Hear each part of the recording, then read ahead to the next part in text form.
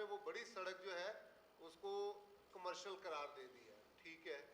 फिर आप matric board office से 5 स्टार चुरंगी तक चले जाएं, आपको बड़े बड़े वो जो 1000 गज के प्लॉट थे वो ख़त्म हो गए, वहाँ पे प्लाजा बन गए, और प्लाजा भी ऐसे बने कि उनमें से ज़्यादातर फ्लैट खाली है।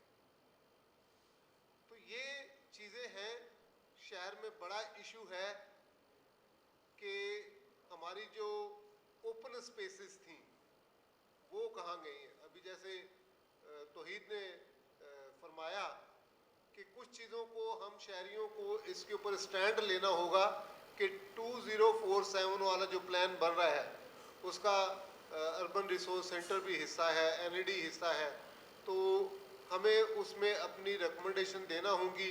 शहर में जो पार्किंग का इशू है, शहर में जितने ज़्यादा आप कमर्शलाइजेशन करेंगे, उसको बढ़ाएंगे, लाजमी बात है कि पार्किंग का इशू बढ़ेगा। वहाँ पे पानी की फरहमी का इशू होगा, निकासी आब का इशू होगा। वहाँ पे जो करीब में रहने वाले लोग हैं उनकी साइकोलॉजी पे क्या असर पड़ता है। मैं बजाते खुद कम आमदनी वाली तबके की एक आबादी में रहता हूँ। वहाँ मुझे जब सुबह में हम बाहर निकलते हैं ऑफिस आने के लिए, तो बाहर निकलते हैं तो सड़क वो गली में 10 फीट की गली में शाजोर ट्रक खड़े होते हैं जो लोड अनलोड कर रहे होते हैं चीज़ों को। ये नॉर्थ नाज़िमाबाद में पहाड़गंज के नाम से आबादी है, वहाँ पे ये वेस्ट है, कपड़े का वेस्ट, ये बहुत ज़्यादा कारोबार है। वहाँ पे तो 300-400 गोदाम है और वो कमर्शियल एक्टिविटी आबादी के दरमियान में हो रही है। लोगों को रोज़गार मिला है, लेकिन उसकी कीमत किसको चुकानी पड़ रही है? पड़ोसी को, जिसका बच्चा रात को पढ़ नहीं सकता है, वो सुबह में उठ के स्कूल जाना चाहता है, सामने वो उनकी गाड़ियाँ खड़ी होती हैं, रात भर वहाँ एक्टिविटी होती है। यही कराची भर में आप बल्दिया टाउन चले जाएं, जहाँ भी आपके ये जो बड़े इंडस्ट्रियल एरियाज़ हैं उसके सराउंडिंग में लाजमी बात है कि ये गोडाउन्स होंगे, इनकी कमर्शियल एक्टिविटी होगी, और कम आमदनी वाली आबादी, जिनको आप ज़्यादातर कच्ची आबादी कहते हैं, चूँकि हमारे यहाँ हम कच्ची आबादी नहीं कहते, हम उनको कहते हैं कि ये कम आमदनी वाले तबके की आबादियाँ हैं। तो आपके ड्राइवर, आपके इलाके की जो मासी है, जो ड्राइवर है, कुक है, वो उनकी आबादी है, और बड़े जो ये हम इसको कहते हैं सपोर्टिंग स्टाफ, तो ये उनके घर हैं।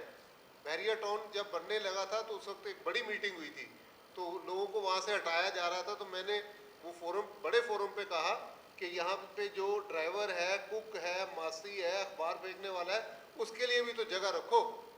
वो कहाँ से आएगा? DHA क्लिफ्टन में भी देख लें, सराउंडिंग में 3-4-5 ऐसी आबादियाँ हैं जो आप लोगों को सर्विस प्रोवाइडर हैं, वो आप ज़रूरत है, आप उनकी ज़रूरत है, वो आपकी ज़रूरत है। तो ये जो कमर्शियल एक्टिविटी है, शहर में लोगों को रोज़गार मिलना चाहिए, लेकिन उसकी कीमत क्या होनी चाहिए?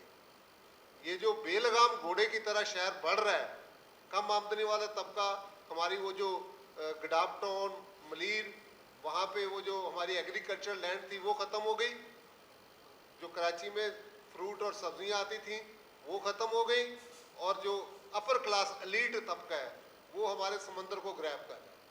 आप देख लें, पहले कभी समंदर 3 तलवार तक था, फिर वहाँ पे तो हमने बिलावल चुरंगी तक तो खुद देखा है, अब उसके आगे जितने घर हैं पार्ट ऑफ सी हैं।